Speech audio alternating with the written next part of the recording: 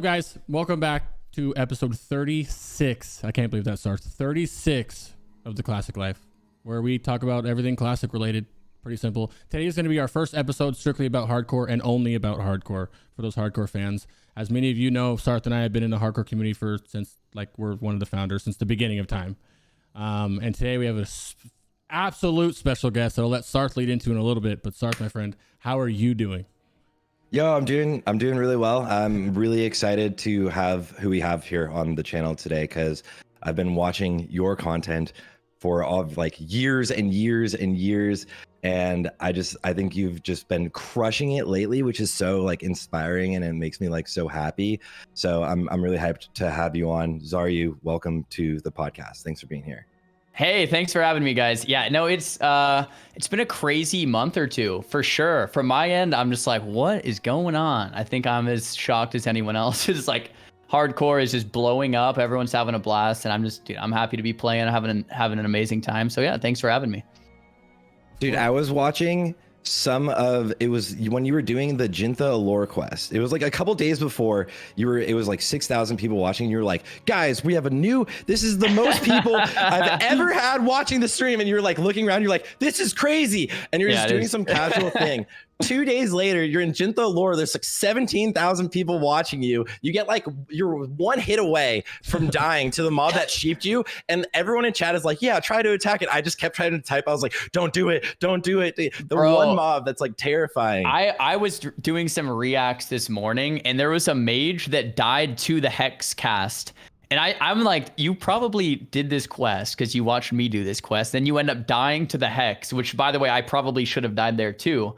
And I think what makes hardcore so fun sometimes is just when you live from pure dumb luck, and then you somehow skate away, and you're like, bro, I should have been dead. And now you know what I mean? You set a metric for people now, because if we do death clips, my shout out Winky, he does a podcast called F's in Chat where he goes over the death clips and we just flame people for dying, or what can you do better? And every week there's one or two hex deaths, and we see it and it's paused and I go, oh, it's the hexes. And now every time someone does it, Xaryu did it. Yeah. Zar did it. I didn't do it. Zar did it. But he didn't. No one does the hex lord themselves. Maybe people do. But he ran away. Yeah. He almost died to it, and it was one hit away from killing you, and then it decided to heal itself instead of killing you. And then you were able to get out of the hex and run away. And I was like, oh my God, that was wild. The analogy I like to use is something have you guys had a real life near death experience? Maybe not. Maybe you have. Yes. So if you actually make it out of that, the next day you're like I'm alive. Breakfast tastes different, right? Coffee the next morning. It's just I shouldn't be here. You know what I mean? Everything's better. Everything's better. Yes. Mm-hmm. And that's the analogy I like to use. Cause in hardcore, when you probably shouldn't have, from the mob missing or resist or something crazy happens and you live, it's the best feeling when you continue playing and you everything looks and feels different. And I think a lot of people just joining into the hardcore community are probably dude, what's so fun about that? You're just doing quests, the same quest in 2004, but it's something about the feeling of having these near-death experiences and then not actually dying and then continuing, or when you do die, then you have to restart. So it's pretty fun, man. I honestly thought you were going to die. I would come tune into your stream, and I would not stream for 2 days because I would just wake up and see you and be like, well, I guess I'm not streaming today, because it was so interesting to watch. I don't know how many times I tuned in your stream and thought you were going to die. I'm like, oh, he's dead for sure. He's dying right now. He's dead somehow. And then he wiggled his way out of it somehow, dude. It's just crazy. Yeah, it's fun, man. It's fun. So yeah, that's what I was going to say. The adrenaline rush that you get from not dying and getting really close, and especially when you pull off some crazy quests, right? If you're doing the elite quests on a warrior, on a rogue, or some quests that are such higher level than you. Mage is a great class for that, and it was great to watch you be able to do it on mage first, because mages can, if they play really well, outplay so many situations. But that's the adrenaline that you get from hardcore. And I was so curious, actually. This is one of the first things I wanted to ask you is, but coming from being such a high level PvPer, multiple rank ones, always that being kind of the core of what you were doing in the game. Now doing leveling content, a lot of it. What really drew you into hardcore? What really excites you about the scene? Yeah, I was actually talking to Mitch about this off stream, but I think one of the things, like you mentioned, that hardcore is really appealing for arena players. Maybe I don't want to generalize. Some arena players might like or dislike it, but some arena players seem to be having a good time because that adrenaline that you seek in arena of like a really intense moment and then you clutch it you can put yourself in situations in hardcore like that like all the time for like hours on end whenever you want, and it's like it's really exciting to narrowly escape death.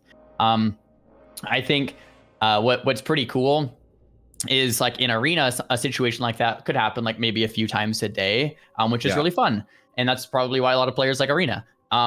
But in hardcore, you can put yourself in situations like right before this call, I was doing a warrior. I was on my warrior, like level 19, soloing an elite quest in Pyrewood Village in Silverpine, and it's like you could skip that quest or you could try to do it. And if you try to do it, it's just like really scary the entire time. You could probably die. A couple things go wrong, but if you actually pull it off, it's just like nonstop adrenaline, and everyone in the chat seems to be loving it, and like I love it. So yeah, that's pretty much why I play hardcore. I think you can make hardcore really, really hard by doing something like doing every quest, like not skipping anything, or you can make it do the achievement runs, do the crazy thing, or you can make it a lot easier by kind of going at your pace. So it's like it welcomes a broad audience. Like the top arena players can make it like crazy, or some players that are just getting into it could still really enjoy just trying to hit 60 in their own way. So it's pretty sweet.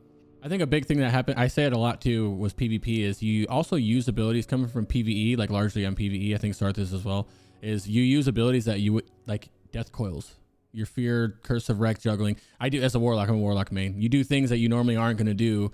I have a 160 in hardcore and it's a rogue, and I went sub the whole way. Like that's something you don't really ever do. I went bitch mode sub the entire time because I was like, I'm scared of everything. Like, right? Like you get to use these abilities that you otherwise like, damn, I would never take curse of exhaustion in a PvE scenario like ever, you know? And it's like, it's really cool. That's like my favorite part about playing it.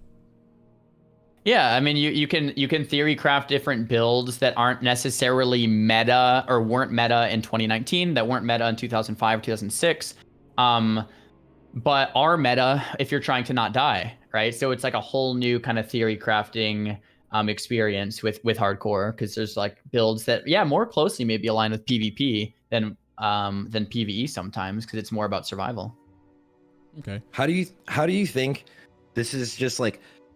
I've always thought this was a really good way of thinking about it, but like PvPers do really well, or can do really well in hardcore. But like, how do you think that your skill set from PvP translates over? Because we've all seen Mitch doing the hardcore deaths. Yeah, that's such a that's such a great question. So I think PvPers have advantages and disadvantages going into hardcore. I think one of the disadvantages that PvPers have is that their attention spans are generally like 1 to 10 minutes, like including myself. Like it's hard to stay locked in for hours. Like you can just, after about 5 or 10 minutes, normally the arena match or the battleground or whatever would be over, the duel or whatever kind of PvP you enjoy would be over. So after 5 or 10 minutes, normally you can just space out and do whatever. But in hardcore, you guys know, if you space out, that's right when like a Son of Argol comes in behind you, or a Duskwing or whatever, or a Stitches, and you're just like, damn it. And if you space out at the wrong moment, you have to start over, which could be hundreds of hours down the drain. So I think that's where arena players struggle. It's like, oh, let me just space out, talk to the chat, or just kind of hang out for a minute. And you can't do that. Like you're going to die if you do that too often, at least. And I mean, yeah, you guys know.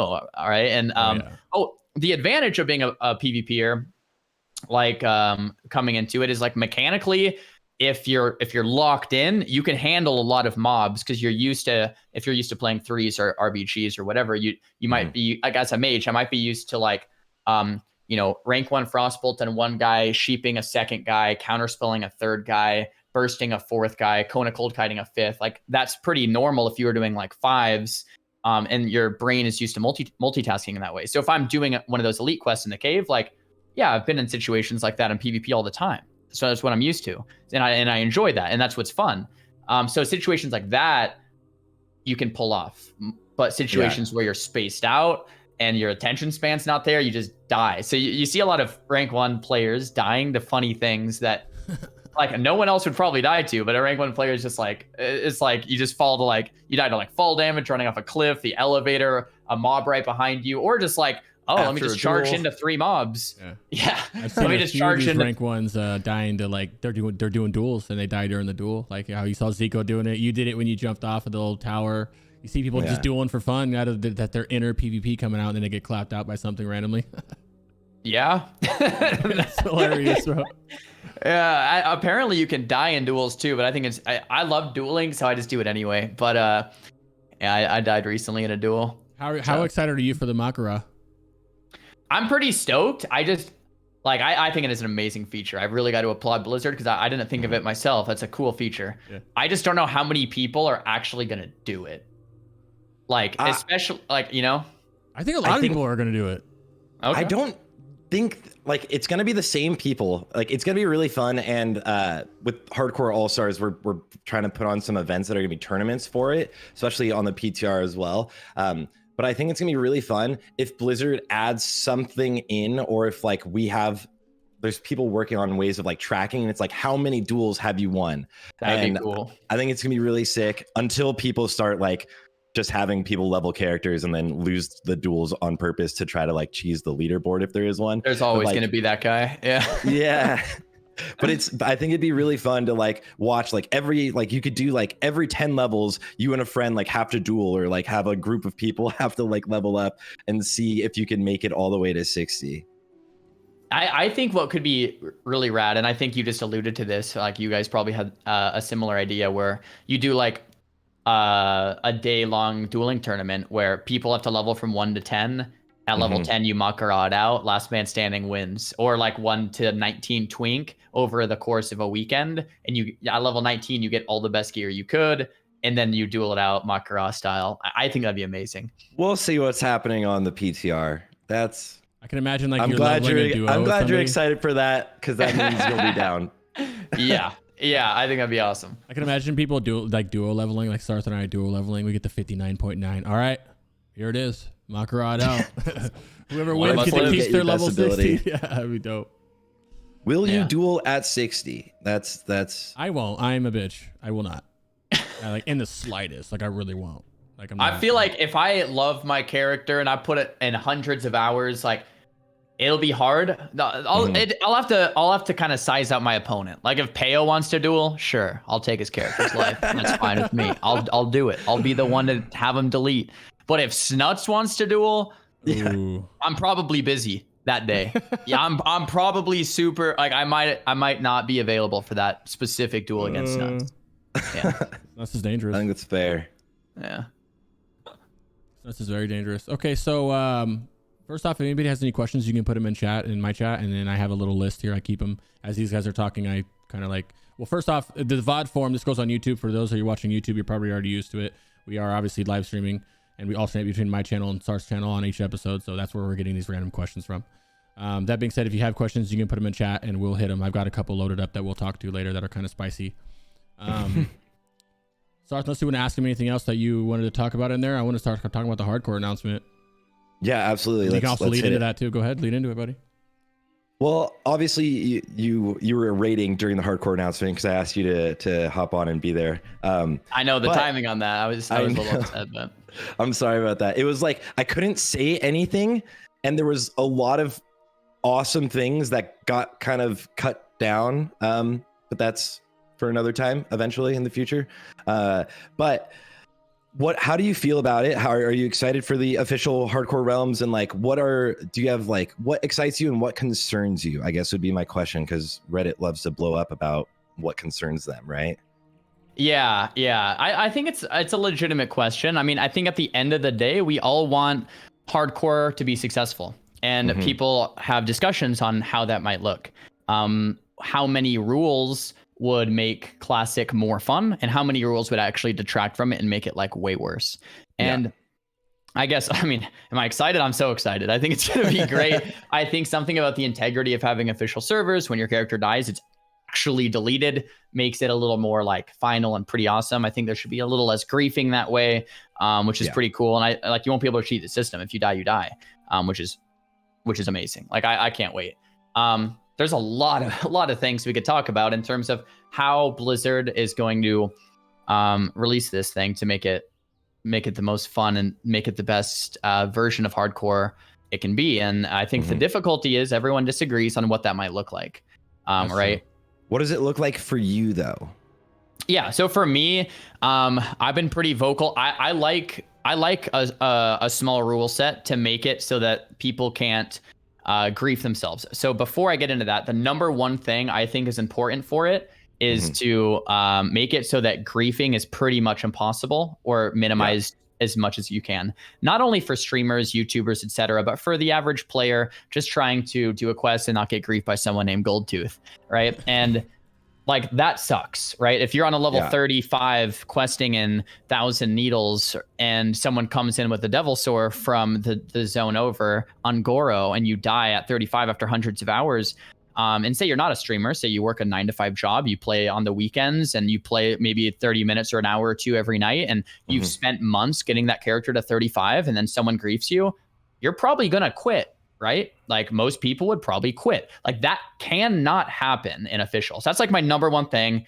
And I wish more people would be talking about that. Like that is, to me, the number one make or break thing is Blizzard, I think, should do like 3 things. The first thing is mob leashing. You shouldn't be able to drag a mob out of its zone, in my opinion. For classic hardcore official servers, if you pull a mob out of its zone, it won't follow you. It'll reset. And I think that wouldn't be that big of a deal to change the coding on that. I mean, I'm not a coder, but it seems like that would work. And the second thing is change how the interaction between Scatter, Feign, Death works, or like I think you can gouge vanish on Rogue, where the mob will actually just, instead of resetting, it'll hit the closest target. I think the interaction between Scatter, Feign, Death, or gouge vanish could be fixed too. And I think the third thing is, and this might be a hotter take, but I think in official hardcore servers, by default, PvP should be disabled.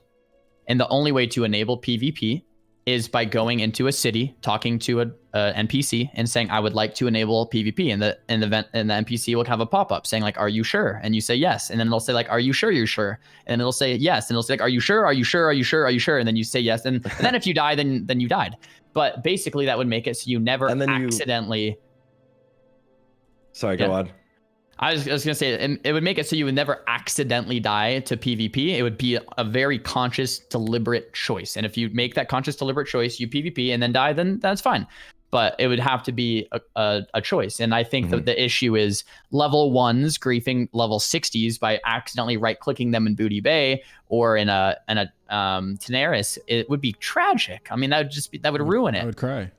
Yeah, it's like, it would be absolutely terrible. So I think those 3 things, mob max leashing, the Scatter, Feign, Death interaction, and completely turning off PvP as my first point in stopping griefing from being largely available. I'm sure people would find ways, but that would stop most griefing attempts, really.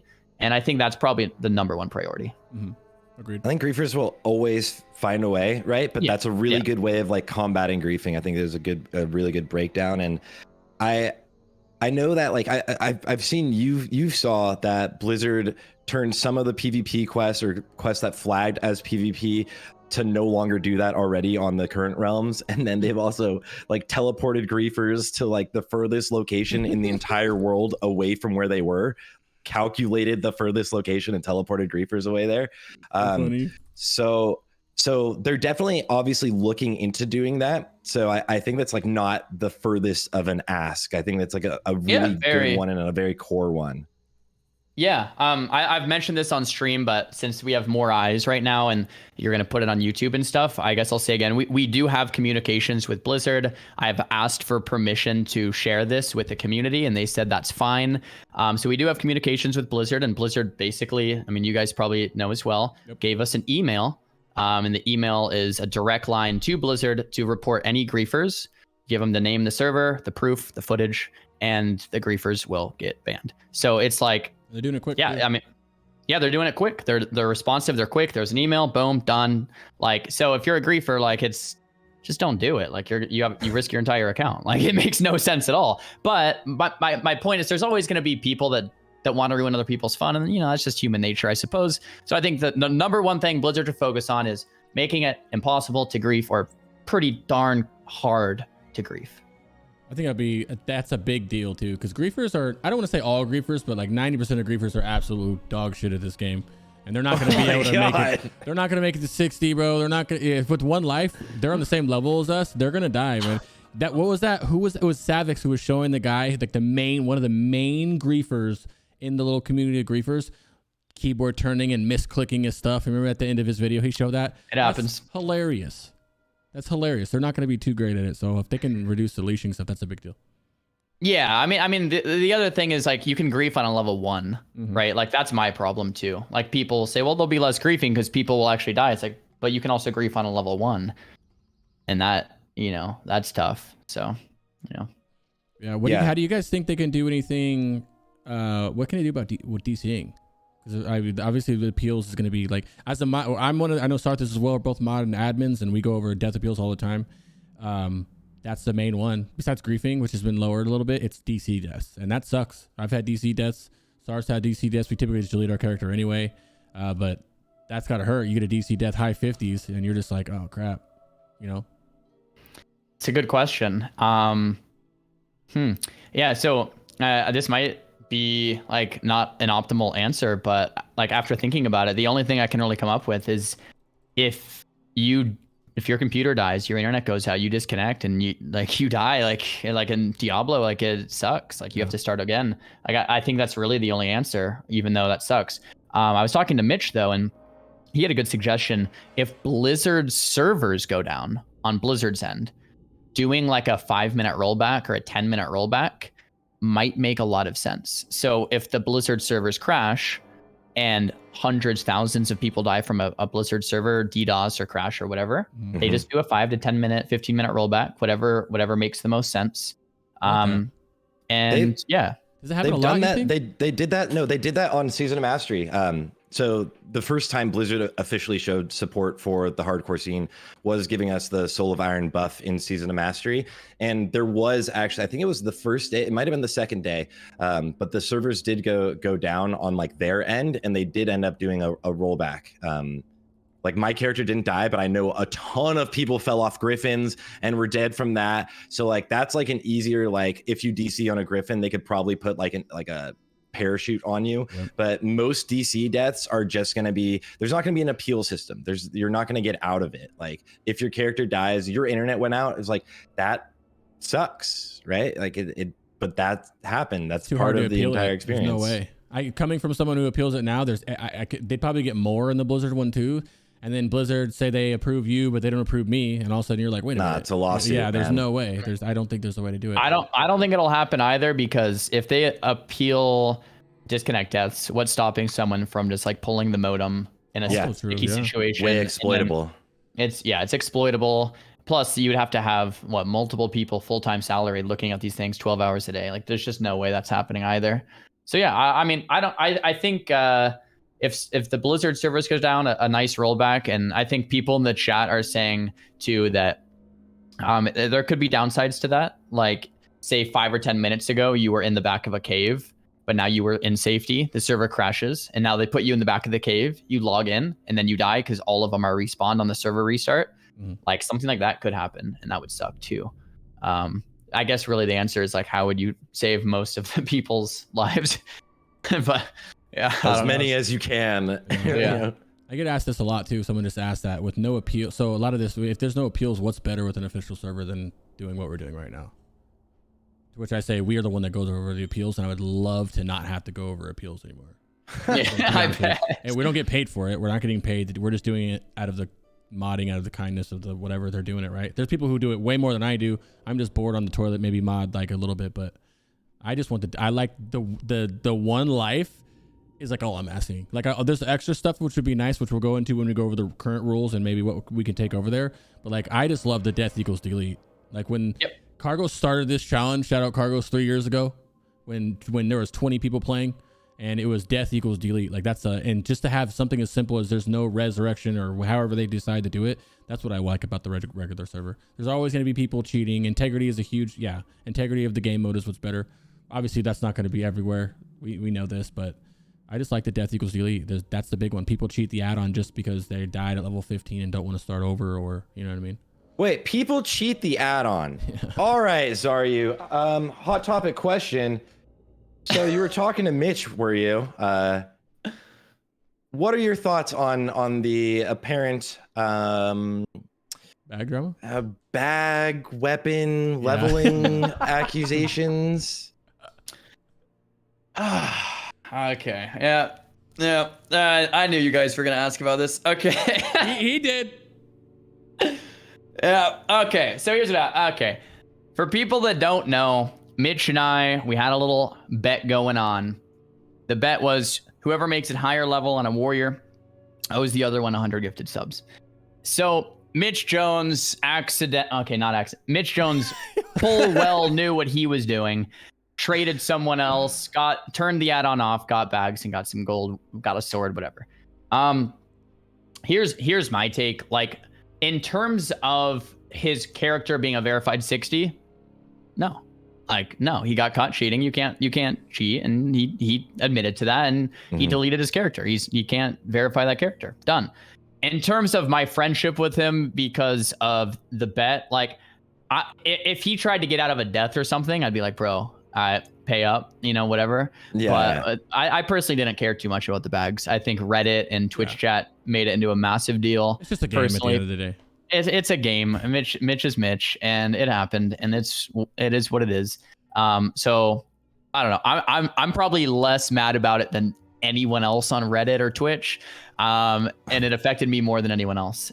So it doesn't matter to me that much. But his character is not a verified 60, right? Like, so he ended up deleting it, and he ended up starting again. So that's pretty much it. Yeah. To his point, he made one good point where he said that's just the hardcore add-on rule. That's the hardcore community rule with not trading. He did, in his mind, and he could be. We'll talk about the trading thing in a little bit, but you might be able to trade on the server to where he would have actually been able to do that on an actual hardcore server.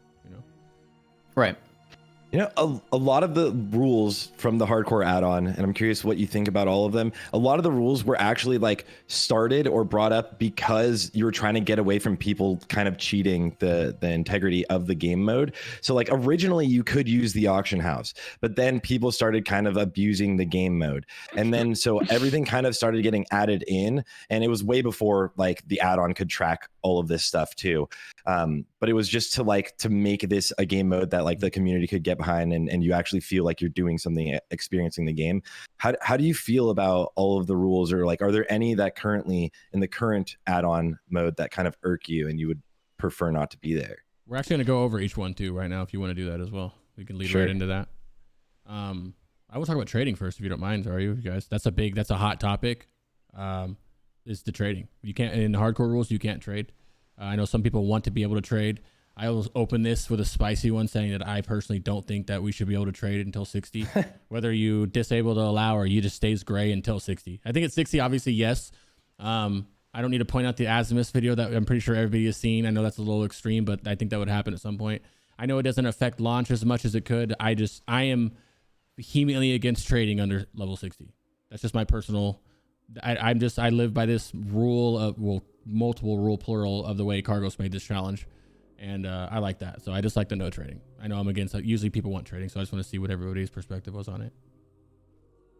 Yeah, it's a really, really good point to bring up. So the funny thing about rules is that they were usually implemented for a reason, and that reason is because people tried to undermine the process of hardcore and try to cheat it. And like you said, the rule wasn't initially there, but when people decided to undermine the hardcore integrity of hardcore, that's when the rules were implemented. So if people want to complain about the rules, it's really like complaining about the wrong thing. It's like you should be complaining about the people that were cheating or the people that were ruining the integrity of the game. The rule isn't the issue. The rule is the solution to the problem. And when you think of, like, say there's two camps of people here, right? And one camp is like, of course you should be able to trade. It's an MMO, and less rules, more freedom is better. And the other camp of the people are like, no, we know where this leads. We know where this leads. If you allow trading and you allow the auction house, people will undermine the entire process, trade full enchants, full gear, full bags, full gold, and the hardcore servers turn to shit. And that happens relatively quickly. And so it's like we have this divide. for me, it's very clear. Like, I'm certainly against trading mailbox and auction house use in hardcore. I think it's a massive mistake because people will grief themselves. Yeah, no, I get a lot of flack for that, but I don't give a shit. I didn't know that you were the same thing. Yeah, no, I'm 100% with you on that. Yeah. What do you think about 60 though? At 60, are you okay with it? Just purely to 60s, only level 60s, kind of like it is now. Yeah. So I think the way it should work is that you unlock trading, you unlock the mailbox, and you unlock the auction house at 60. If you go to the auction house pre-60, it won't work. Now, if you really want to push the limits here, I'm willing to like maybe budge and have a middle of the ground approach. And to me, the middle of ground approach is not to allow trading at level 1. And the middle ground approach wouldn't be enabling it at 60. It would be finding a middle ground. So like you unlock your mount at level 40. So maybe at level 40, you unlock your mount and the mailbox. Maybe at level 30, you unlock trading. Maybe at 60, you unlock the auction house. And that might be a really nice solution for both parties, for all parties to be like, oh, that's maybe fair. Like, I won't be able to get traded full bags to level 1, but if I make it to 40, sure, I can send stuff from my main. To me, I would be fine with that middle ground. I would prefer no trading till 60, just to say it plainly. But if that made more people happy, I think I would be okay with that middle ground. I think it would be super lame if you could trade at level 1. Yeah. I just think, God, that would be super lame. I didn't even think about the middle ground on that. 40 is a perfect middle ground. Sarthe, what do you think, brother? It's a good idea, and I wish I knew that idea 2 weeks ago for different reasons. If there is trading allowed, would you end up still using like the hardcore add-on? Say if the hardcore add-on develops like a version where it's like it's not as limiting as it currently is, right? And it was like just trying to like deal with something like trading specifically, right? Like, or like to make it solo self-found. But like I know a lot of people want to be able to group and stuff like that, but would you, if there was like limitations on the hardcore add-on that weren't as strict as they are now, because we're on an actual server that will just show like if you die you're deleted, would you still end up using something like that, or would you just play by the rule set of the server if anything is allowed? For me personally, as a streamer and content creator, I want things to be as exciting and hype as possible, and I also want to make things as challenging as possible. And I think for me, the way to do that is solo self-found, which essentially for people listening that might not know is the idea that you don't trade, you find things yourself, you craft things yourself, and you build your character yourself. And that is already kind of a thing in like Path of Exile, I think. Yeah. And so for hardcore personally, if they release it to where if you just die, you die and nothing else, yeah, I would play with kind of my own with my own integrity with the add-on, I suppose, as well, with solo self-found where I wouldn't trade.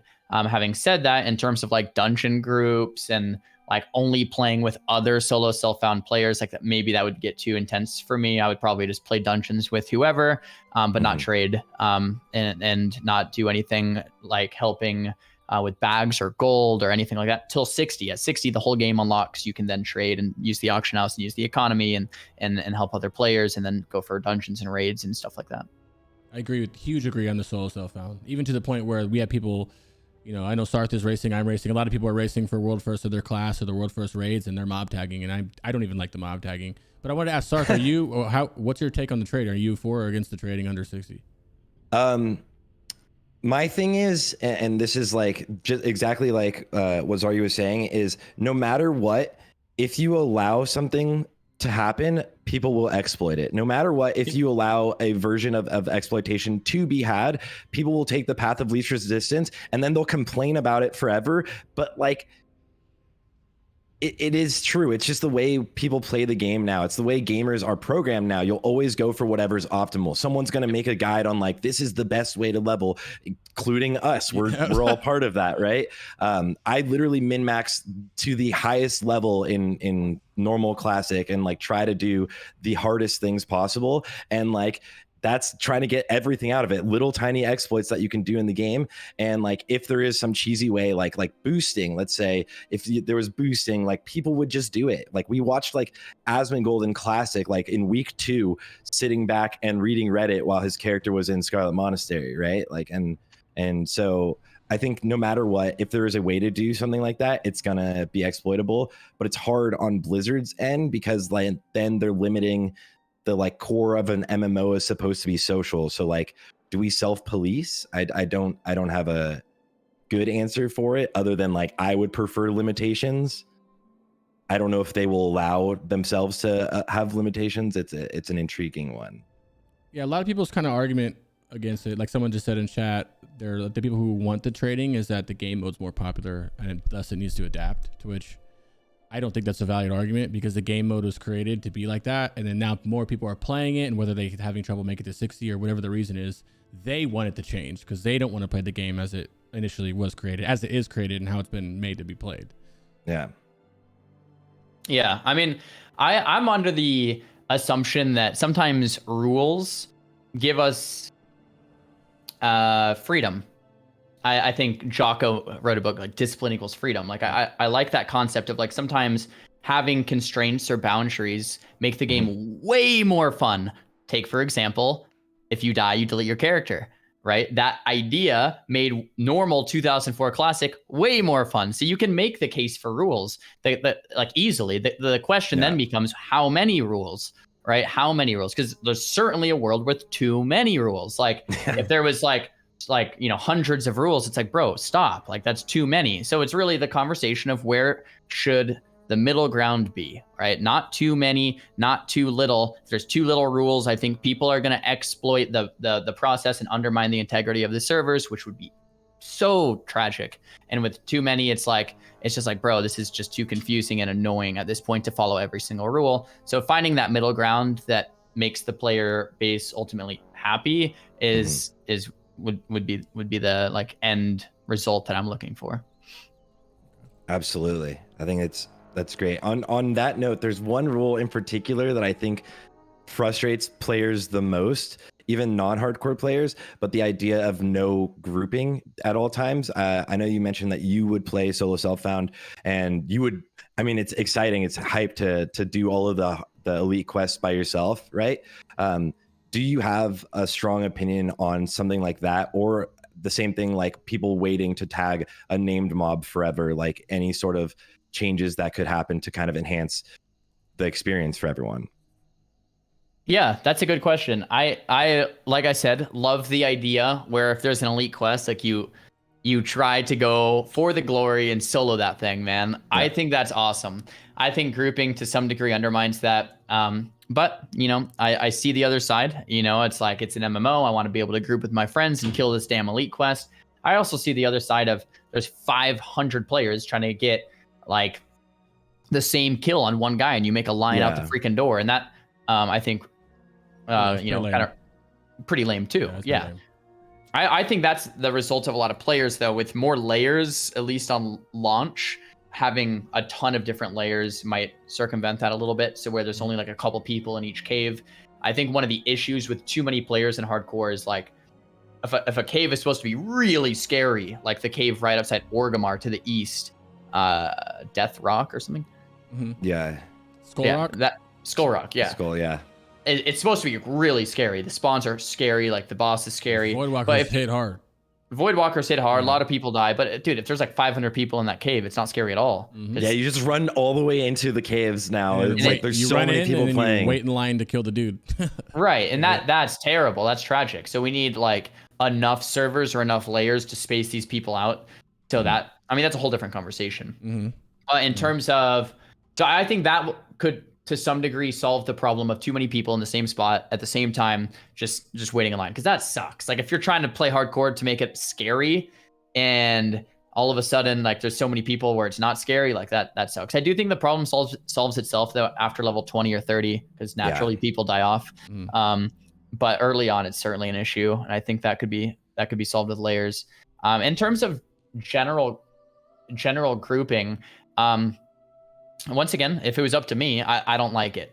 And then there's the other hand of the people that are like, of course, like allow grouping. The middle of the road solution to this, once again, I feel, would be to allow grouping within a certain level range, potentially. So like there's no way if you're a level 12, you can group with a 60 or a 40 or a 30 even. it would have to be like plus or minus 2 to 3 levels maybe. So like you could group with like a level 9 to like 15 potentially if you were 12. And then even then, like personally, I wouldn't like that. I think like if they allowed grouping, I don't think I would use that feature until 60 personally. But if they wanted to do that to keep the spirit of MMO alive, I think I would maybe understand their reasoning behind that too. I think that one thing that can help a lot with whether it's elites or maybe, well, in my opinion, if you want to kill elites, choose a class that can kill them or figure it out, right? To be really blunt about that. But the creatures like, you know, Garrett or whatever, Garrick, the guy in Northshire, or any of those mobs, the troll thing in Dunmorrow, you know, Hogger, if you want to use Hogger as an example, those named quest mobs, yeah, well, either skip it or you have two options where you can make it like retail, where it's just a worldly tag. If you tag it, you get credit for it. Just that one mob, not all the elites. Yep. Just that one named quest mob. Like everybody tags, or you can just have them on a faster respawn timer, 30 seconds, a minute respawn timer, and just wait in line like you've been doing. Obviously, a minute's still. A lot of those are 5 minutes, like that troll Zalazane like 5 to or 8 whatever. minutes, yeah, they're super long. Make that Zalazane dude, you know, this is Winky's idea too, 60 seconds or something like that, where, you know, 30 seconds where people have a better chance of getting it. In terms of grouping, unless you're doing duo or trio, I don't think you should just be able to group up randomly to do anything. To be blunt, it's like, I know it's part of the MMO thing, and like part of the challenge was made to go against that meta. It was a solo self adventure that was supposed to be made.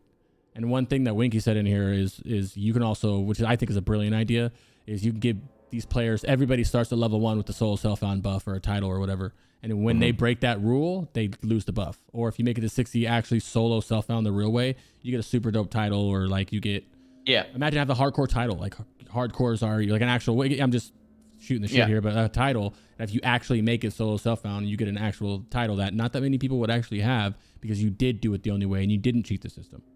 I think that'd be rad. I think that it does bring up a question though.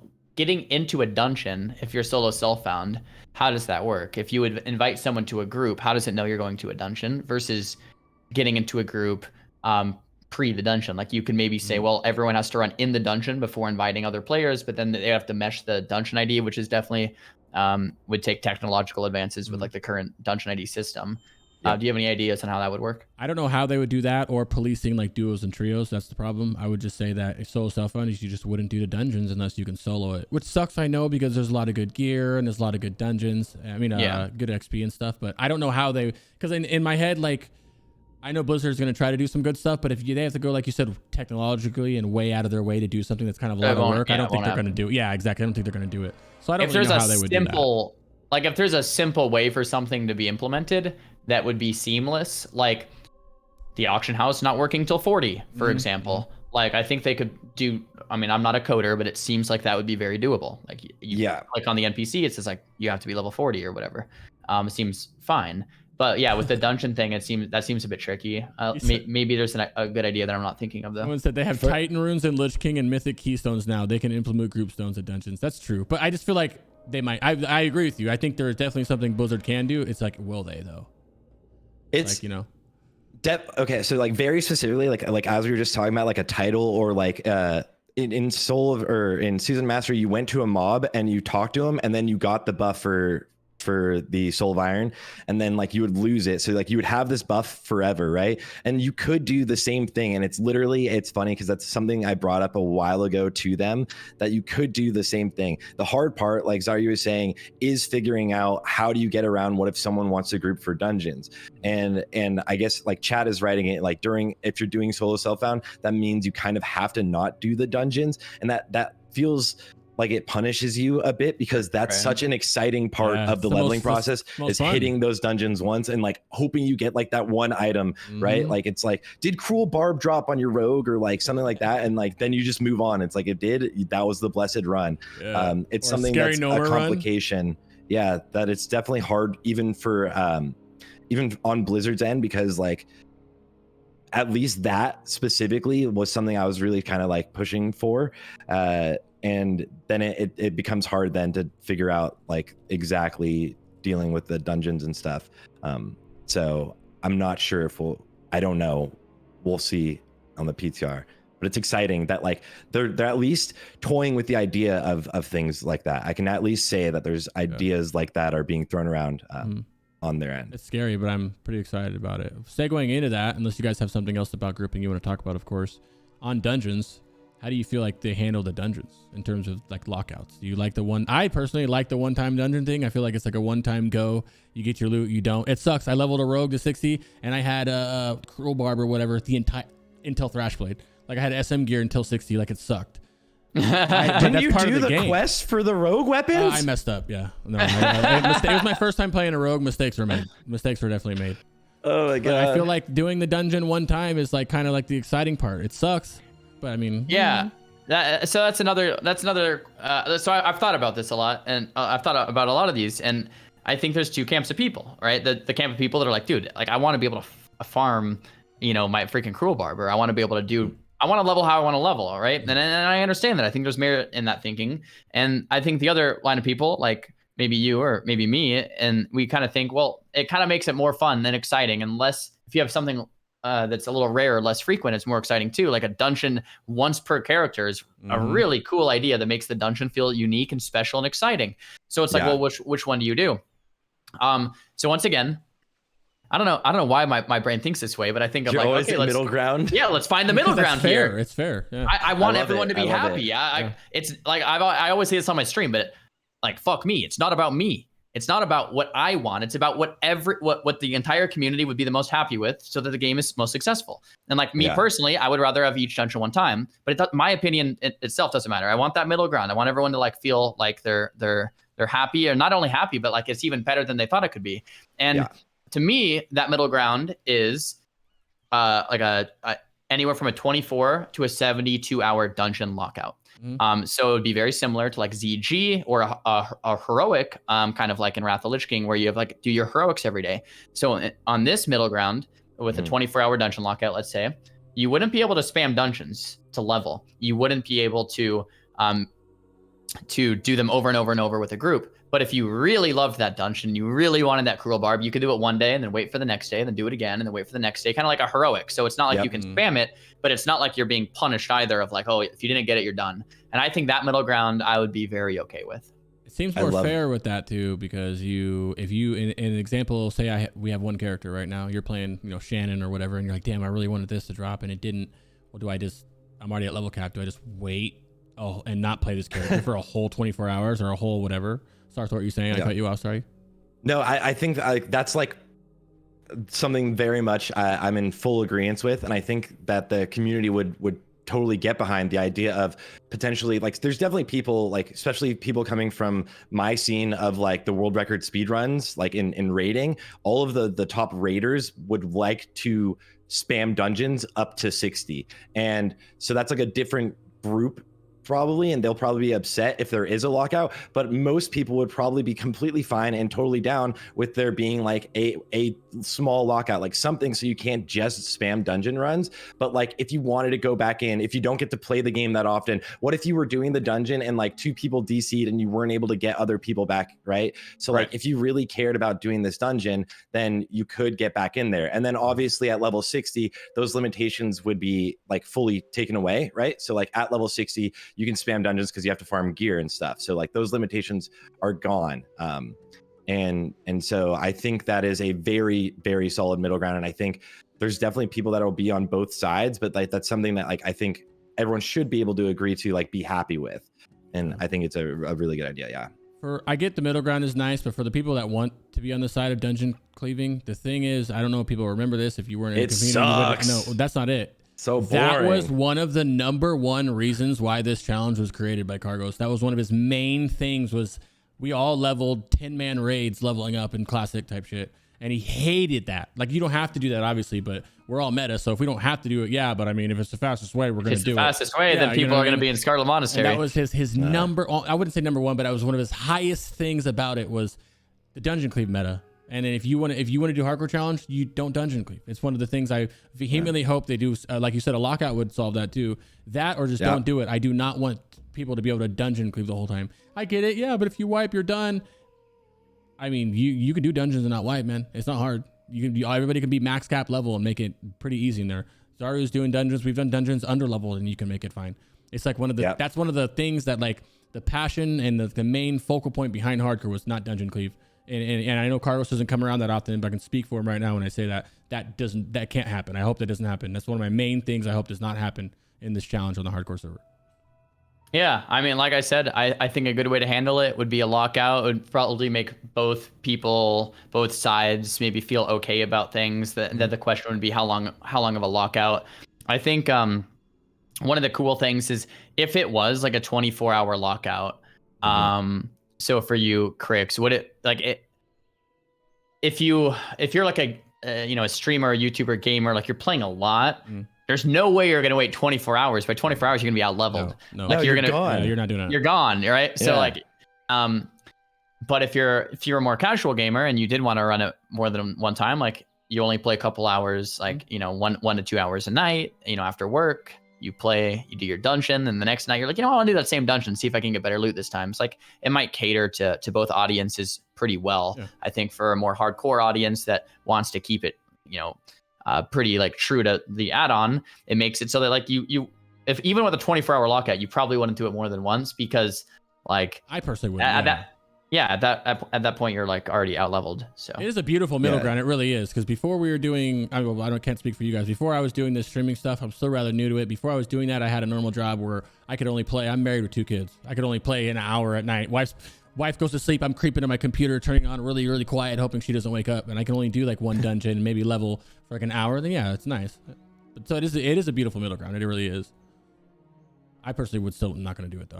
I'm doing the spirit. I want to keep this the spirit of the game 100% if I can. It's so easy for if anyone, like especially like day one, right? Imagine day one, people are going to be playing for like 48 hours straight plus, right? Yeah. Easily. There's no shot if you're going really hard. If you're playing for like a 6-hour session, an 8-hour session, you don't have the chance to do that dungeon again. You're out leveling it for sure. So it limits that. And I think it does. Yeah. It gives people the chance to go back into there if they want to much later, or if they want to take things like slower. And I think that's like a nice thing about this game, especially about the hardcore game mode. A lot of it is like play how you want. You can level super slow in hardcore, level super slow and safe, you'll make it. Or you can just try to do every quest and it's like a really exciting run. You barely survive so many things and you make it, or you die. Like it's still just like, that's really like the cool thing about hardcore. I guess you could always do this in all of WoW, but hardcore encourages you to play a lot of ways that you want. And in normal WoW, once something comes the meta, everyone kind of just does that. So like for now, at least, we have a lot more freedom than sticking to a meta. I agree. Someone mentions here, which is what Soda mentioned, I guess, too, is you can take experience away from dungeons and then make the dungeon quest experience gain increase by 300% or more. That way you can do dungeons multiple times without XP, but get gear. Get the gear. Blizzard's not going to do it. Yeah, that's a lot of work. I don't know about it. Like a lot of these, we all know that. Yeah. We're thinking of the most simple things that Blizzard can do to make it kind of appeal to whoever, middle ground in this example of that. But yes, that is a brilliant idea. Yes, that's a lot of work. It is a great idea. I love it. Yeah, it's not going to happen. I'm just saying it. Yeah. What? Go ahead. I'm fixing my mic. No, I'm just curious, Zar. So like when the official hardcore realms do come out, what's going to be your plan? Like, how are you going to do it? You're going to do solo self-found. Are you going mage again, rocking the Shannon life, the real represent with the wife? Congratulations on the marriage, by the way. But yeah, like, Congrats. Is that the plan? Are you going to go super hard too? I'm going to go maybe different. I'm going to go as slow as possible. I'm going to try to role play, dick around, have a good time, do every quest, maybe get killed, start again. I'm not rushing. I'm not trying to min-max it. I might even play fire instead of frost just to make it different.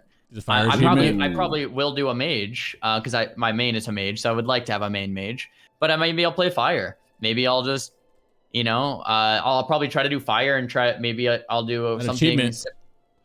Yeah, go for an achieved. Go for something different. I'm gonna go as slow as like I don't want to be the first 60. I really don't, and I don't care to be. I want to have I just want to dick around and have a good time. I think in 2019 I learned leveling super quick. Everyone can have fun in their own ways. I know you guys might like doing it as quick as possible and stuff like that. But from my experience in 2019, going super fast and getting there quick, it kind of just ruins the fun sooner for me. So I want to go slow. So, that's what I'm going to do.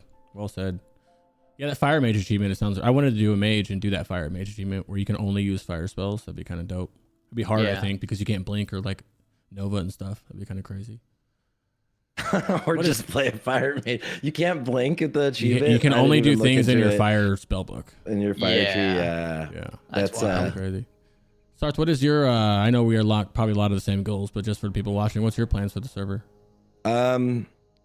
So I'm deciding between covering Race to World first. So if people are watching, if you saw the Hardcore All-Stars events, that team, we're putting together a lot of events, especially for the PTR, but also for launch right now. And our production is going to be scaled up a lot. So the events will be done in a very nice way, hopefully as best as we possibly can.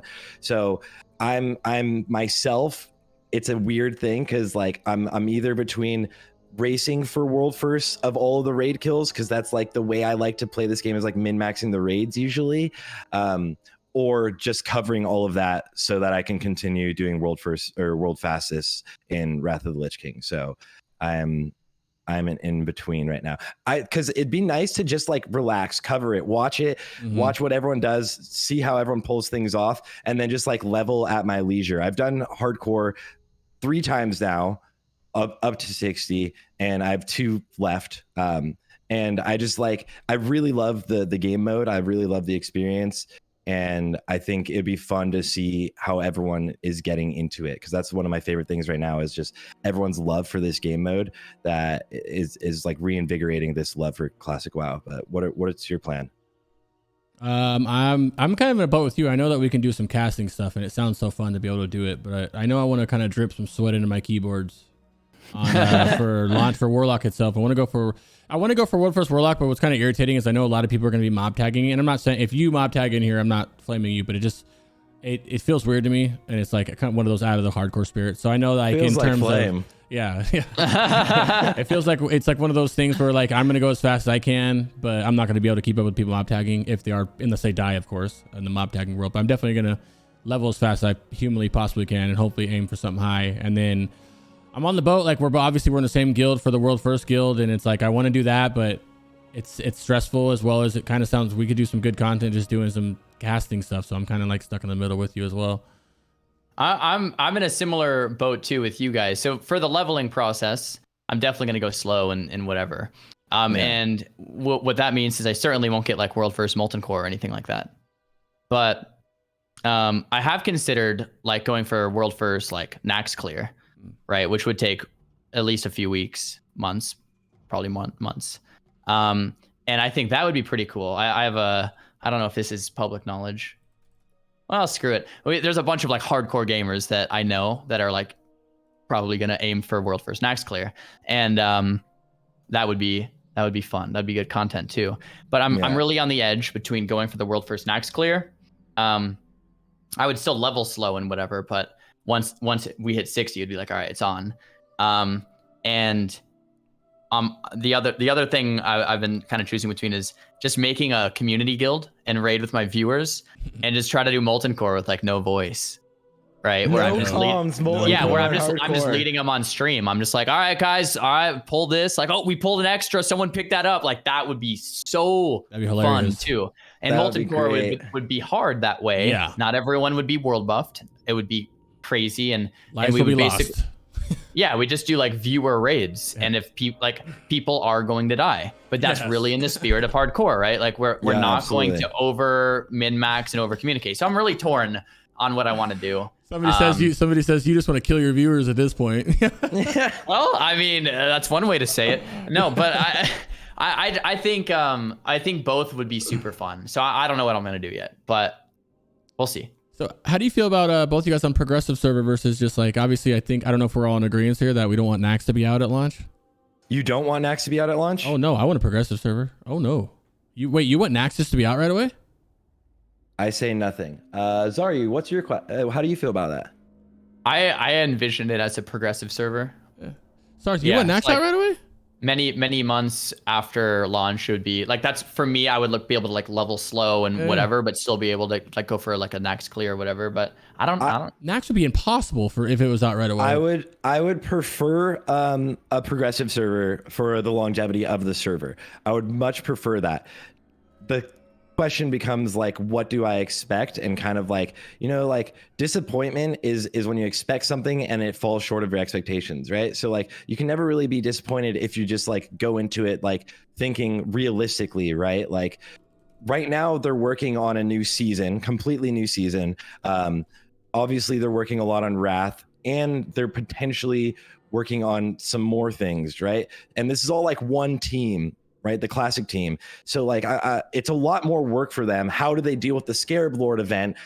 That would be ridiculous, watching like people just get launched all the way across the map randomly. Hilarious. That it would be so fun. That'd be the best. That'd probably be the hardcore server doing the Scarab event or doing opening AQ gates would probably be like the most like viewed, like the most amazing thing I've ever seen in Classic.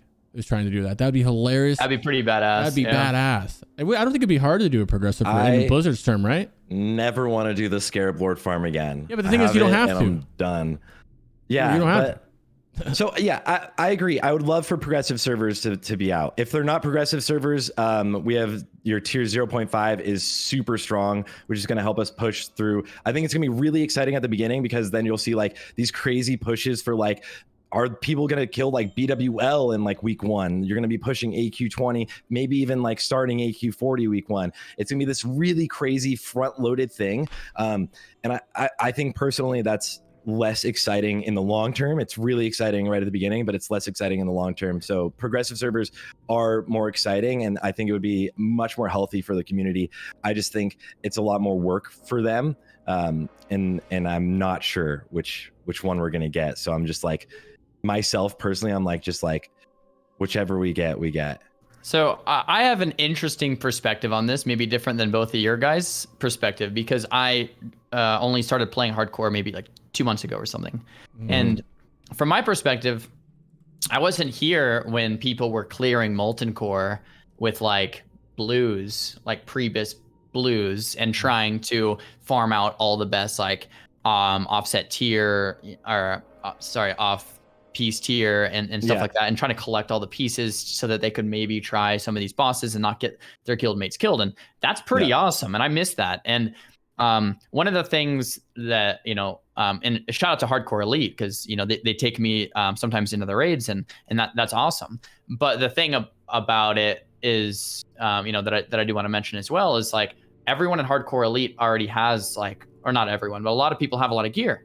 So they can pretty much bring someone new in, carry them, and all intents and purposes carry them. Absolutely. Right. And even if they're not being like carried, say you farmed your pre-bis and you're still like top damage or whatever, like the rest of the guild is geared so that you can kind of just come in and clear it. I think it would be just a really fun, exciting process, like I was saying earlier, is to just bring in a bunch of people like viewers or whatever and try to clear Molten Core, and there's no one with epics, everyone's full blues or whatever, or like mostly blues, and trying to like do that for the first time, and instead of just like having a full geared guild and you're like, oh, I have a new 60, let me just join, okay, we're gonna kill everything. It would be really hard to like progress through that. All. Yeah, I think it'd be dope, kind of like the Road to Rag too, a little bit. Yeah, like that, exactly. The first time, like I remember entering into MC the first time, right? The first time hardcore is entering an MC, and like we had done meetings beforehand. Everyone had to have all of their consumes. You had to like put a lot of work into it. Like your gear was all checked beforehand. Like everyone knew all of the strategies they were doing. Everyone, the assignments, because of like, which is less than you're gonna do for this with your viewer guild, because now people have done that and have like kind of honed out how you can safely do MC. But we had like practiced like and gone over like how we were gonna safely do the like Molten Core, and we only like, it was like 3 bosses. I think it was 3 bosses the first 2 weeks, and then it was like pushing further and then pushing further, and then like, and the crazy thing too is like it's so sketchy at first, but then if it goes well for you, it looks like very easy. You make it look easy if it goes well. So like as a viewer, you kind of like get excited if like people die, but in the raid yourself, you're like, I hope that we don't die. I want the gear. So it's going to be a really interesting thing, and I think with the fresh servers we have that again, but also like guilds have now like come up, like Hardcore Elite has come up with a lot of strategies to be able to very safely deal with the raids. So I think like doing a viewer raid where like you're not even in comms and you're not like, maybe people have some assignments, but like it's not like fully honed in. That's like super exciting because it's so easy for things to go wrong. And maybe I will do that. That sounds fun the more I think about it. Yeah. Yeah. I have a question for you guys. I have a question for you guys. Petri flasks. That's the next topic, and I'll set it off with something spicy. Fuck them. Get them the fuck out of the game. I hate them. They're cringe as shit. I despise them with a passion. I'm seeing people, and shout out, I love you guys. You guys are friends and shit, but bro, if you fuck up in a dungeon and you're saving it or a raid, don't get me started on them. I absolutely abhor them. I despise them.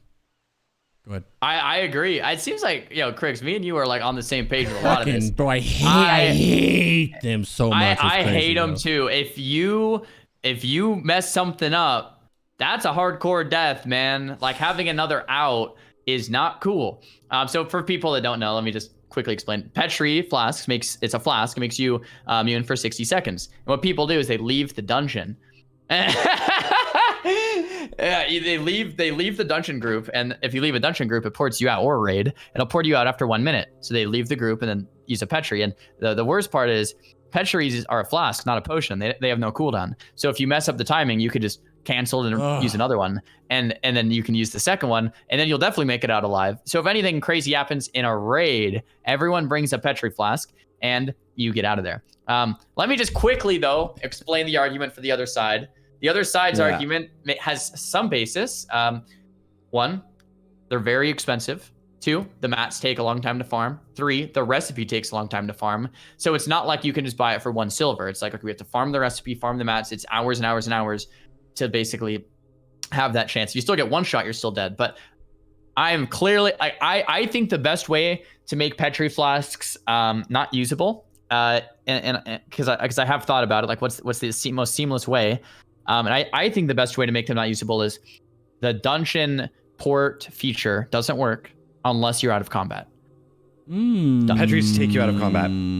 Oh, by the way. Actually, I maybe not anymore. Maybe not anymore. Maybe that's in Wrath. And I think you stay technically in combat in Classic, because we used to be able to, in speedrunning, you could pull like the entire dungeon, Petri flask, and all of the mobs would be standing on you, and then the whole raid could either run by or like jump on top of those. So I think that, you do stay in combat. You definitely do stay in combat, because people are doing it all the time in hardcore. So you could feign death technically the second you get out of combat, then you could use your Petri.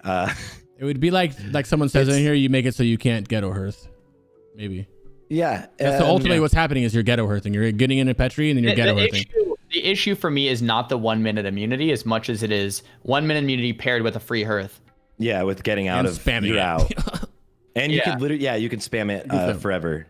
It's annoying. The hard part, I think I'm always, I feel like I want these things, but I know like also from the other standpoint, like a very like serious hardcore raiding guild that wants to like clear things in hardcore is gonna absolutely want these, because like after you've almost cleared everything, it is easy for something to go wrong, and I like maybe not even your fault, but like that's the spirit of hardcore. Change the tactic. People should die when you're progressing and raiding. That you shouldn't have deathless runs. Like people should be dying, and then you have to get new 60s and replace them. Like that's change the strategy cycle. So you don't have to do that corny shit and use the Petri. They click a Petri, then they sit there and wait for. Oh my God! Look at the cooldown. Let's unclick it and wait for another one to go. Let's go. I fucking hate it. Someone says make it 30 seconds. Put it on the cooldown. Boom. I would rather. I would rather you die. I would rather you die. Yeah. But I think people, I am just totally not against people dying in hardcore. Like, they call me a doomer. If someone dies in hardcore, I think it's like that's part of the game. Like, you just go again. Like that's you go again. They're called doomers, and they flame me for it. But I'm a warlock, and what's their spell? Curse of Doom. So yeah, I'll be a doomer. Okay, I'll take that. I don't care. You want to? Why we're on the spicy topic? You know what else I hate? World buffs. Get rid of them. I despise those too. Get them the fuck out of the game. I agree. Look, I understand that I understand on a fresh server, no one's gonna have them, obviously, because it takes a little while to get to them. Oh, I hate them. Songfire is not that bad because it's kind of like a quest or something. Like it's kind of cool, like a little, hey, you did a quest, do this, whatever. But holy shit, hey guys, let's go get our world buff so we can do the raid. Or like you have the whole like entire community at Stormwind, which does look cool to see all those people there. To be fair, getting a buff so they can go level. And maybe I'm just salty because I'm a warlock and the world buffs do nothing for me pretty much. But still, I don't like them. Yeah, Get him out. I am 100% on the same page. Get him the fuck out. Get him out. I think it's I've thought about this a lot. So they're in the game. So I don't think they're going anywhere. I think Blizzard's just gonna get rid of them. But if it was up to me, I would remove them. The middle of the ground. You didn't have them in season. Right. Well, yeah. The chrono thingy, whatever. Right. If like one idea, middle ground is maybe you don't have them work in raids specifically. So you could use them, you could have them, you could buff up low beast, whatever. But like in a raid, they all come off. So you can basically raid without having to like get all of these buffs every time. I don't think that's gonna happen either. I think world buffs, that what it comes down to for me is I know for a fact Blizzard didn't code world buffs. Okay, I don't know this for a fact. I'm like 99% sure though that Blizzard code made world buffs not for the idea that before every raid you would collect all 5 or however many there are, maybe 4 or 4 or 5 or 5, whatever. Like there's no way Blizzard's intention was to collect 5 raid buffs before every raid. That's more of a modern thing that people put the expectation on. Like if you want to come to a raid, you have to be full buffed. And it's like, to me, that really kills the spirit of raiding. Like I hate it. And I'm very vocal about it. Like I don't like it at all. But it is part of the game. So like for me, it's like, okay, well, maybe you keep world buffs, but make it so that they don't work in raids. So like you raid without them. It would also make the content a bit harder. I don't know. Maybe most people would disagree with me, but I don't like them. Oh, Sarthe disagrees. I'm waiting to see what he says right now. World buff Andy over here. World buffs were the original version of hardcore in like classic, when there was like no punishment for deaths, right? Like if your raid was trying to be serious, you literally had to have world buffs. And then if your character died, it was this risk reward. You're like, fuck, I'm out of the raid. Like you're basically dog shit now. You're doing no damage comparatively. And I play in world record speedrun guilds, right? Like I'm going for like the highest damage in the world, right? I'm trying to get rank 1. So you needed world buffs, but you're teetering that edge of like how hard you can go, but without over aggroing. So it was like the version of raiding hardcore without having to delete your character back in the day. So that's why I personally love them, because they added a risk reward factor instead of just clearing raids boring as shit and like not like it doesn't matter if anything goes wrong, right? I see the appeal of having no world buffs in a hardcore realm for sure. Everybody in classic that hated world buffs, I think was gonna quit the game anyways. You're not like playing raiding seriously anyways, just level. Hardcore is mostly about a leveling content anyways, so I'm fine with it. I think that's where like the real juice and the real fun in hardcore is about the raiding content or leveling content. If you've like Xaryu, I'm curious like how you think or feel about the raids, because once they're on farm, they're pretty easy, right? Same like people will get world buffs and they love world buffs. I love world buffs. I fuck yeah, I love them. And then they complain about the raids being too easy. In the same breath, it's like, well, okay, so that's not a good you, question. not you, Sarthe. I'm saying just in general, the community. They're like, I hate world buffs in a Reddit thread. I mean, I love world buffs. I can't. Yeah, don't get rid of these. I'm a warrior. Zug zug. And then the same dude will go to Reddit and be like, I fucking God, these raids are so easy. I'm like, well, come on. So dude. yes, Sarthe, just to make sure I'm understanding you correctly, you were saying that you like them because it makes a risk reward. Which was before hardcore was a thing, right? It literally, yeah, exactly. It like if you died, like that player, there was a world record run where there's shout out to this guy Gnome Boy in progress. He's amazing. He died and still was like 3rd DPS in the world, and he died on like one of the first packs. And I remember watching that run and being like, oh, they're done. Like he's their best. Like he's amazing. And then he actually still played really well and did insane damage. But like that was such a like if you lost world buffs in a raid, then like your character was like out. It was like see you next circus. I'll see you next month when you get Dark Fair again. If you on a normal non-hardcore server. Non-hardcore, yes. If you have world buffs and you die, you lose them. So it's more risk reward on a normal server. So what about on a normal server? That's why I'm saying on hardcore, I am completely indifferent personally. Okay. Like I see the argument both sides. It's like you want world buffs to be able to clear the raids, or you don't want world buffs because you think they make the raids too easy. I'm totally fine either way. I'm completely indifferent. You guys are both very passionate. I love world buffs on normal realms that's where I'm passionate. And everyone who hates them, I'm like, because you don't play the game seriously. But like, it's so boring to just raid without hardcore, without the risk of like your death equals you delete. There's nothing about the raid that's super exciting. A ton of people played the game seriously in Classic and hated world buffs. We still did it.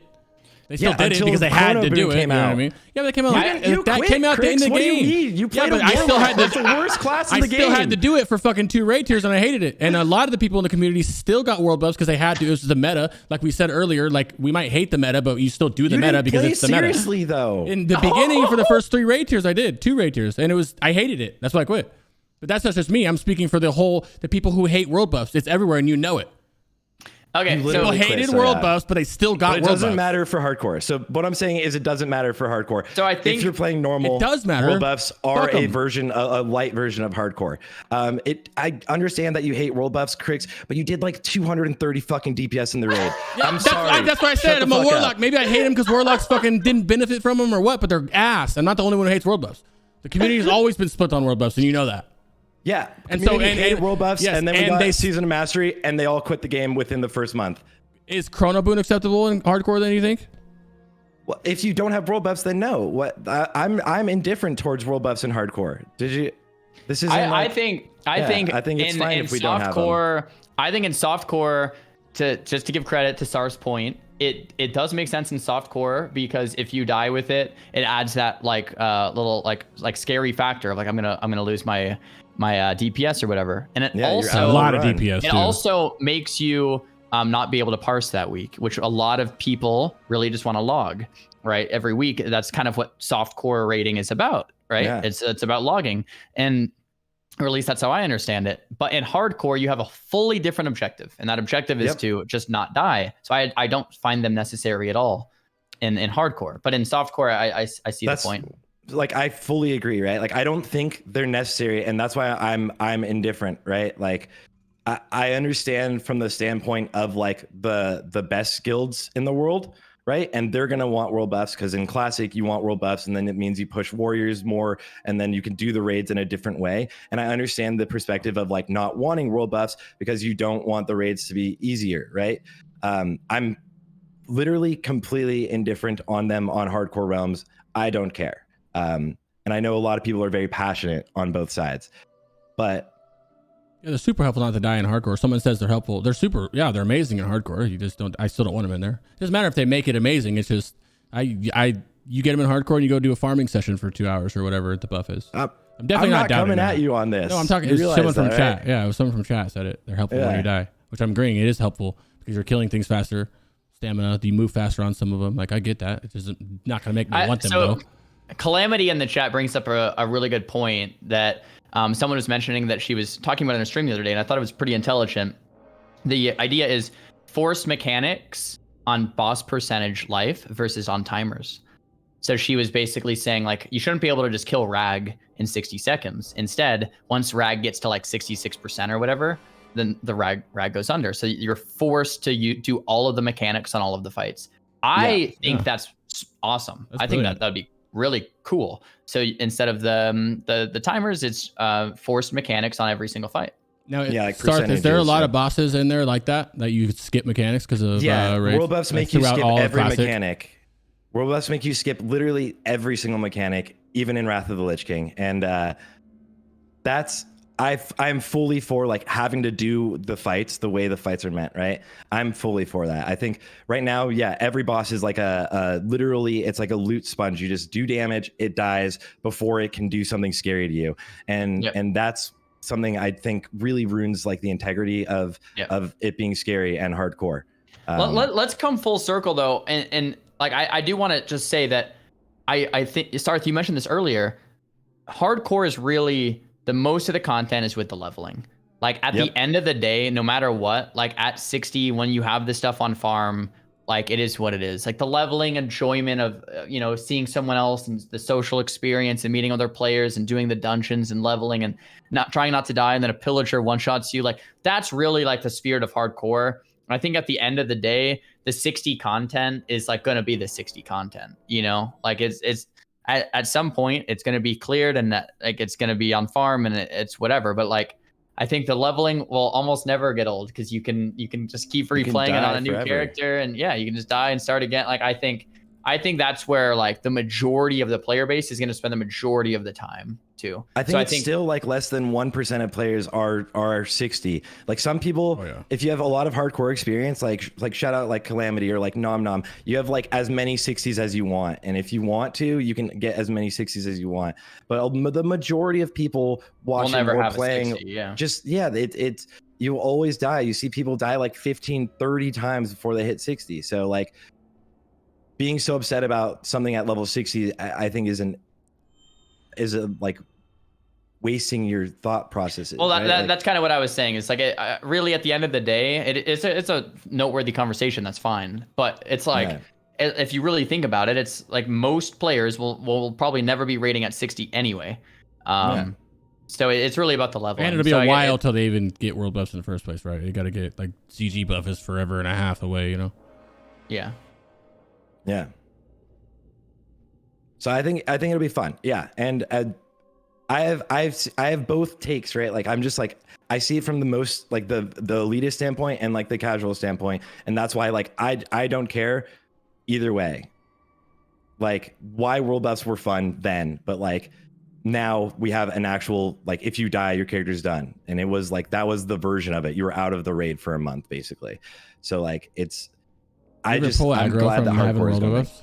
Yeah, dude, I literally lost world buffs in the first pull in one of the runs, and it was the biggest meme because I did the world buffs on stream, and it was so sketchy running in and like Petriing to get DMF in fucking like Elwyn Forest on the Horde, and there was literally like 2 full raid groups literally waiting for me there, and I pulled it off and got summoned to the raid, and then died in the first fucking pull of the speed run, and it's like now you're done, now you're out. You're literally out for a month. And that was instead of re-leveling a character, you're out for a month. And so like, that's like the thing about hardcore that I love is like, if you fuck up, you're done. You're done. Start over. And so that's what like world buffs were a soft version of that, a soft core, which like everyone or a lot of people in the hardcore viewing community now hate that like word, you know? But like, who cares? Now we don't have that. Now you can just die if we're getting this exact, like, yeah. So honestly, the leveling process is like 98% of your time. Almost everything you're doing is going to be leveling, right? So like, I think people should just not worry too much. And like, I that's why I'm completely indifferent about it. Like, I don't care because most of the time for most people is going to be spent on leveling. Yeah, they used to have, this is an old thing before most people were playing, but they used to have this like curse where it would be like, we used to get world buffs. You'd get world buffs on Bloodsup Buccaneers when hardcore started, but only from the actual people on the server in Classic that were raiding. And it was a very, very rarely, but whenever you get it, you'd see all these people just die. Because they're like overly, you know, they're overly cocky. Yeah, they're overly cocky. Like, oh, dude, I can go pull this whole cave because I got world buffs. And they would die. It was pretty funny. Yeah, well, I just got Smitey Hammer on my warrior. Yeah. And I haven't died yet, but I have the feeling it's gonna give me this like false sense of like, oh, bro, I have Smite Hammer. I'm not gonna die. Like I can pull like 3, 4, 5, 6, 7, 10 mobs, and then it's like, no, you can't do that. Can you know? So yeah, the curse. That leads into a good thing. Like I've a very strong opinion that like. And I think anyone who's leveled multiple times on hardcore can agree to this, that leveling in hardcore and making it to 60 is like mostly about like knowledge. There's a little bit of caution and there's a little bit of luck, but a lot of knowledge goes into it. And now that you've made it to 60, how do you think, like, what do you think like your biggest tips for people would be to make it all the way? Because like you didn't know about that priestess mob. You could have easily died to it in Jinta lore. It was one hit away. Like a lot of it's that like knowledge, knowing not to fuck with this mob or something. So what would be your like biggest tips? Oh, I'm so happy you asked because I'm very passionate about this. I don't think anyone should look up any guides on the biggest tips. You should die and learn from your experience of death. And that's what makes hardcore fun. I would have been pissed if everyone was like, oh, don't pull the priest because it hexes you and you know you can die in the hex, and then like I never would have had that experience in the first place. And you know the pillagers obviously hit way harder than they should, but if you are about to play hardcore, the number one thing I would advise is to not go to YouTube and type in like things to watch out for in hardcore.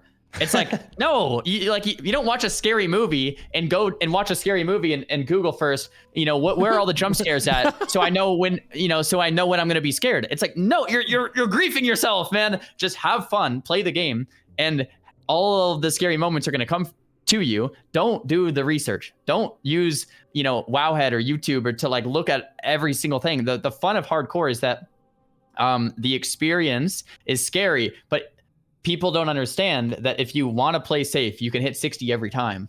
If you don't do anything scary, you look at every guide, you know exactly where not to go. You maybe someone will make a guide on how to hit 1 to 60 with like the least chance of dying or whatever. It probably will happen. It's like, yeah, you could do it, but then like, what's the fun in that? Like you just hit 60 and now it's like, now what? Like the whole process was the leveling 1 to 60. And then so yeah. Anyway, my biggest tip is don't look for tips. I actually love that. Yeah. Yeah. And you can also just, if you need tips anywhere, you can go to the brand new survival guide from Risset XP, put in your favorite streamer's name, anybody you want, where it's updated to keep you safe on your journey in hardcore. Oh, well, okay. Here's the thing. If people want, I no hate to Risset XP. I think if you want to level fast, it's a great thing to do. I'm not sponsored, but if you want to level fast, if you want to level slow, I'd probably recommend against it. And like for me, I want to level slow, so I'm not going to use it. But yeah, you don't want to know what you're about to get into. You want to learn it in the way. Yeah, I think it's a really good take. It's like I was saying, like knowledge is one of the easiest ways to die. So like if you don't know about the mobs that can kill you, like I saw you see a Son of Argal earlier. Like most people don't know about the Son of Argals. You're dead. You're dead. Yeah, like, he has a huge roam too. Like you're dead. Yeah. Yeah, that's what's awesome though, because then when you die, then you make another character. You're like, okay, I'm gonna go back to Silverpine, but this time like I know not to mess with the damn Sons of Argal. Like Summit with Deathwing or whatever that Deathwing thing from Summit last night. He didn't know about it. That elite that caught him out of nowhere. Now you're gonna keep your head on a swivel and look around this time when you get back to EPL, I bet. Yeah. Every single zone, once you get past like 44, has a or multiple mobs that patrol that will kill you. And which is EPL what makes classic has hardcore 1,000. What makes classic hardcore so fun? Like if you like in retail or something, that would never happen. A lot of any other MMOs, maybe that wouldn't happen. But in classic, there's just scary mobs like Somnus and Swamp of Sorrows. Yeah. And like, that's awesome. That's so cool that he's there. It's like, if you don't know about him, like you're just like, you could just die at level like 45. Like, I love that.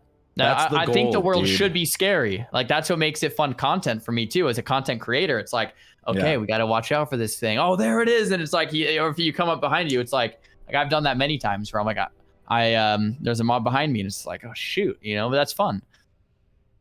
Yeah. I have a question that I want to know about. See, a lot of people have asked where, I play Warlock, which I think is pretty safe in the open world. I've made it on a Rogue, which I think is pretty safe. Sarthe has made it a few times on both Rogue and a Hunter, which I think Hunter's like a phenomenal Hunter's pick. the easiest thing in the world. And then, of course, you made it on a Mage, which is arguably the best too. What do you think what's the top 3 safest leveling hardcore characters? Go. Safest, probably Warrior. You have Retaliation. With Retaliation, you can kill an infinite amount of mobs. I just got it at level 20. Facts. Yeah. So the way Retal works is it'll basically reflect all the damage and more. So basically, you just hit Retal if you're ever scared, and you're fine. So I'd say Warrior is probably the easiest from my experience. Hardest, probably Mage. The reason I think Mages are hard is because they don't have heals. I mean, they have a cloth. They're cloth, and they don't have heals like a priest, and they don't have a pet like a warlock. So you have no heals, you have no pet, and you're a cloth wearer. It's pretty obvious if you connect the dots. And it's pretty much it. Sarthe, what do you think? Big facts, dude. Big facts. I'm inclined What's to your agree. big 3? I think we all, if people really want to know, we all know it's like Hunter, Mage, Warlock. But just play what you want, man. Play what you want. There's like, you can do it all in different ways. You can play Hunter where if your pet ever dies, you never get to get a new pet, or you have to train a new pet. Like you can play the game how you want, Priests are very safe, yeah. I think Mage and Hunter are the safest. Hunter obviously has Feint Death, which I know can resist, but they have Feint Death. Mages have so many outs, Ice Block, Cold Snap. Warlocks have their Void Walker or Soul Link or whatever, self heals if you go Affliction. Priests and Paladins both, I think, are extremely safe, but also the two most boring class. Fall asleep playing the keyboard. So watch out when you fall asleep that your hand's not on W key and you're running into elite mobs because you'll fall asleep playing it. But they are super safe. That's my take on them. Yeah. I think I agree with you, Sarthe. Like, dude, play what you want, man. You know, like I think people always they come in the stream and they're like, "Yo, Zar, what class should I pick up for hardcore?" I'm like, dude, it's like that's like asking me what your favorite color is. What? Like, what class should I play? Like, what do you mean? Like, play with the one that sounds the most fun. And you don't like it, play a different one then and see if that one's fun.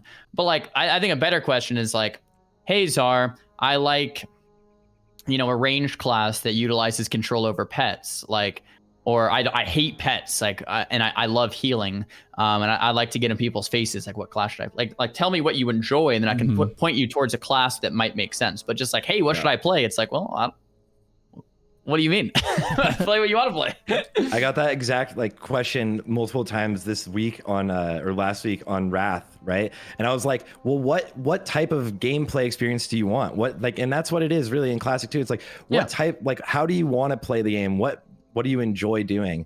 And like sometimes you like sitting back and like casting and like yeah, that's great. If you like being a melee, like you like being in the face of all of the mobs and like fighting them, then like there's options for that. So it's like however you want to play the game. Every class can obviously easily hit it to 60 if you want, and you can also make it a lot harder for yourself on every class if you want. So I think that's where like the excitement comes from, is like taking on those like internal challenges. It's like, let's do this fucking quest, let's see if we can pull this off.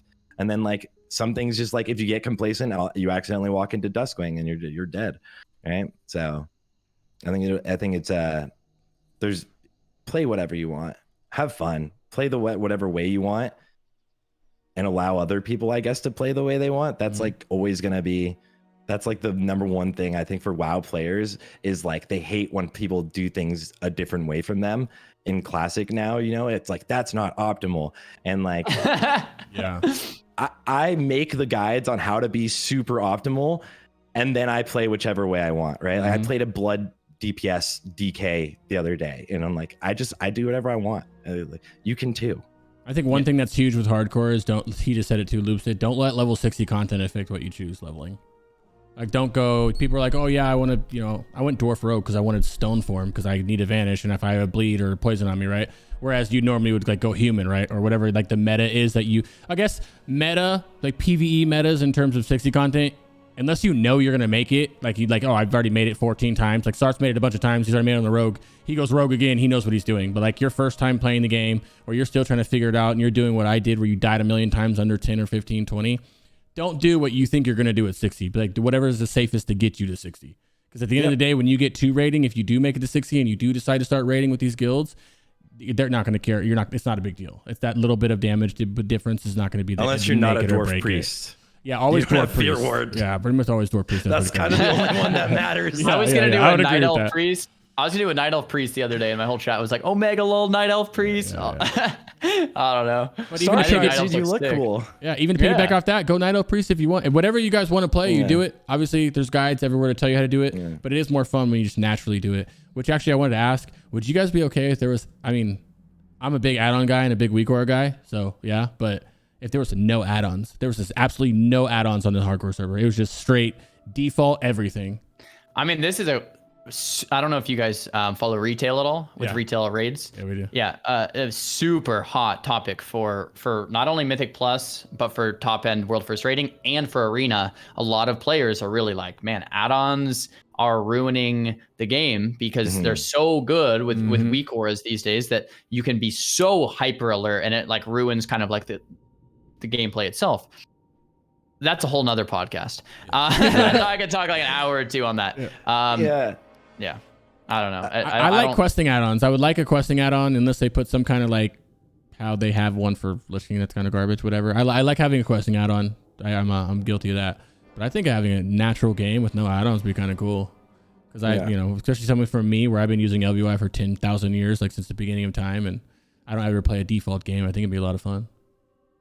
Yeah. I think Zar, we've held you for quite a while. I want to say, first of all, thank you for coming and joining us here on the podcast. If there's anything else you want to leave people with about the hardcore servers, or just your future in general, and where can everybody watch and see all of your content, which is obviously everywhere right now. Thanks for having me, guys. I love talking about this. I appreciate you guys taking the time. My name is Xaryu, Xaryu on all socials. If I leave you with anything, it's the beauty and the journey of hardcore is that fresh experience of going through the world and discovering the quests and different zones and mobs and excitement when you when you discover these things, and and don't try to min-max it too hard if you're just trying to like have fun with the experience. Just have a good time, level up, die a couple times, learn from it, and that's the hardcore experience. I can't wait for these servers. Shout out to Blizzard too for doing them. It's gonna be a good time. Have fun with the game, man. You gotta have fun. That's the whole point of this game. Do you have like a main goal for the server that you're trying to accomplish, besides having fun, obviously? I was gonna say fun. I don't know. I think viewer raids at 60 would be cool, but yeah, like I said, I want to level as slow as possible and just try to solo every impossible quest that maybe a lot of other people might skip. And if I die in the process, that's okay. Just go again. Yeah. I've spammed Xaryu's YouTube in chat and his Twitch as well. If you guys want to give him a follow, if you're not for some reason already following him. Sarthe, where can we find you, and what's your goal for? Do you have like a big goal, overachieving goal for the server? As everybody obviously heard today, I'm like the try-hard guy, right? Like I'm the try-hard guy. So the hardcore servers for me are either I'm trying to decide, like either I go try hard or I take it very casual. I'm the like min-maxer guy for sure, but like I've come up with the strategies a lot of the time, which is like what makes it really fun for me. But like I think I'd like this time to like just take it very chill while working with Wrath stuff and looking towards the future and just kind of enjoy it. Honestly, like the leveling experience is the experience in hardcore. It's not really about raiding, and once everything's going to be like cleared once, then it's for sure not about raiding. I think there's a lot of excitement in like the world first clears, which is like the third time we're doing this. Of everything.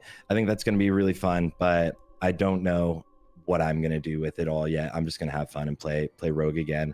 And of course, guys, you can find me everywhere. Just Sarthe on YouTube and Twitch and TikTok, baby. I am big TikToker now. Yeah, I just spammed his YouTube chat in there as well.